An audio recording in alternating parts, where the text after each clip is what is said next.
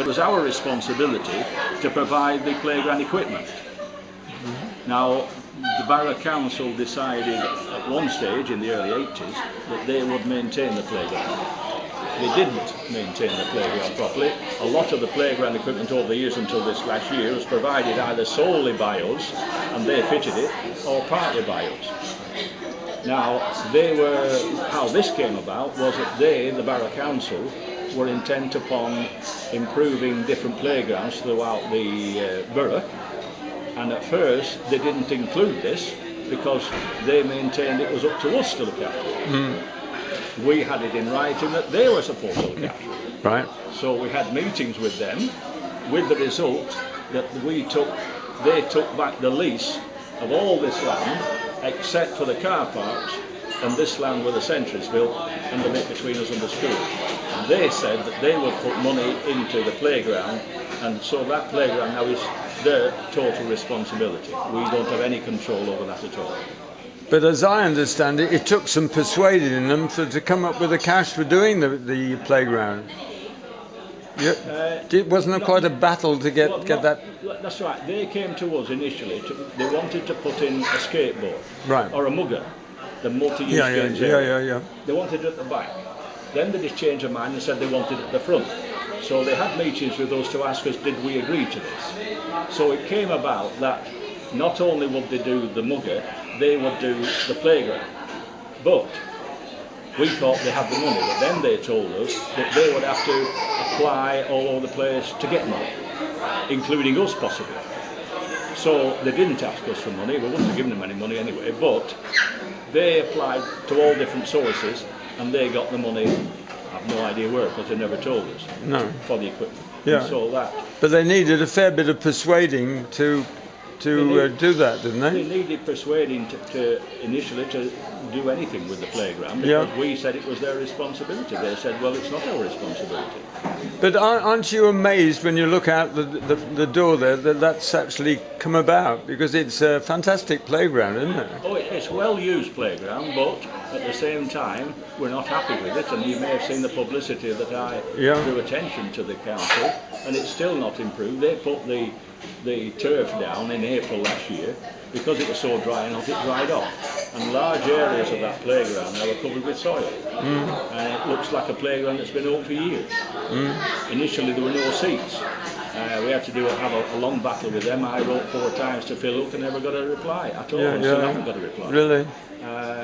But they brought, because of the publicity in the mail, they brought the seats back that we bought years ago, and they're over there now. So that's it. Yeah. And we continue. But you seem to pull together a group of people. Not only do you get it in writing, which means you've got some solicitors in the background, have you? Yes. And you've got accountants in the background helping. You mentioned to start with somebody with. Bill Proctor was an accountant at that time. He did all the financial work voluntarily. He's retired now, so we have to do it ourselves. And then you've got people, presumably like yourself or just yourself, that is able to take on something and keep driving it, pushing it. That's right. And you're still chairman of the. I'm the chairman of the directors. Yeah. I'm the secretary of the trust.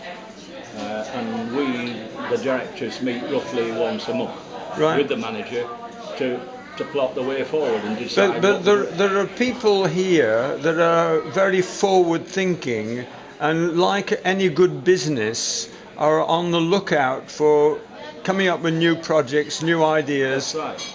You see that room there, the spinning room, you can see the word spinning. Yep. That behind there is 14 fixed cycles, and it's called spinning, and it's cycling to music and practice exercise. Right. We have about 11 or 12 classes a week. So who came up with the idea of that? The same lass or lasses who came up with this. Right. The coordinator, Sharon Lovage. So. And she came up with the idea that she knew that other sports centres had that. Yeah. Persuaded us to spend money on that. Yeah. When we started, of course, there wasn't an upstairs room. No. We had just one gymnasium there. Yeah. And then about 1992, 72, would it be? Yes, about 7 years after we started, we built the 2 rooms above them, and the aerobics room at one end and the gymnasium there. So upstairs is the CV gym, and that's the weightlifting one. So that's been going since 1987, I think. Now, when you say we built, what does that mean? Who built? When I say we paid for it from the money that we'd made in excess income over expenditure. So was there a loan involved? No, or? no, we don't borrow any money. We don't do anything unless we can either That's have amazing. money donated to us. So that was added in 1997, I think it was. Donated by whom? Not donated by anybody. No. It was money that we'd got from the paying customers. Right. That's the big thing, you see. Yeah, I yeah. don't think we get enough credit Yeah. for what we do. We don't know of any other town, village or city in the whole country that runs a centre of this size. No. Totally dependent upon themselves. Yeah, and that's why That's what we it's are. doing so well. I mean, from an outsider, I come from Alderson. If I've got children, this is the place to come because you combine swimming facilities, a really good cafe, and now you've got a playground outside. Exactly. So if it's raining, there's something to do in here. If it's sunny, you can go out there. You can do a combination of both. So it's become a place to me, for the whole of the Furness, to nowhere else do they combine all those facilities. I mean, you can have a playground, but it's really good to have a cafe next to it. That's right, and it's an excellent cafe.